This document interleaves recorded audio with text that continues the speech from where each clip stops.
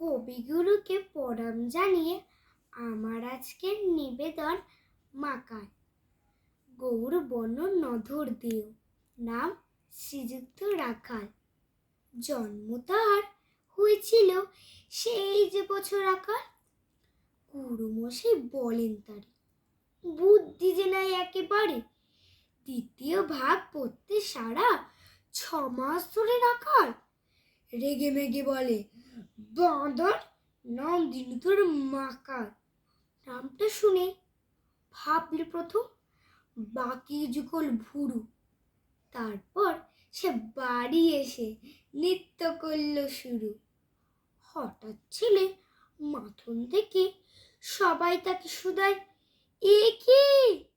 সকল সে জানিয়ে দিল, নাম দিয়েছেন গুরু। নতুন নামে উৎসাহে তার বক্ষ দুরু দুরু। কুলির পরে বসিয়ে দাদা বললে কানে কানে, গুরুমশাই গাল দিয়েছে, বুঝিস না তার মানে? রাখাল বলে, কখনো না, মাঝে আমায় বলেন শোনা, সেটা তো গাল নয়, সে কথা পারে সবাই জানে।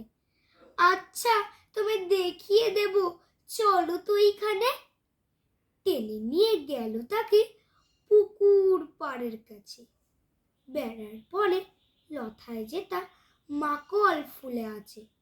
দাদা, সত্যি বলো, শোনার চেয়ে মন্দ হলো? তুমি শেষে বলতে কি চাও, গাল ফুলেছে গাছে, মাকাল আমি বলে রাখাল দুহাত তুলে নাচে। দুহাত কলম নিয়ে ছোটে, খেলতে নাই চায়। লেখাপড়ায় মন দেখে মা অবাক হয়ে যায়। খাবার বেলায় অবশেষে দেখেছে কাণ্ড এসে, মেঝে পড়া ঝুঁকে পড়ে খাতার পাতাটায় লাইন টেনে লিখছে শুধু, মাকাল চন্দ্র রায়। নমস্কার।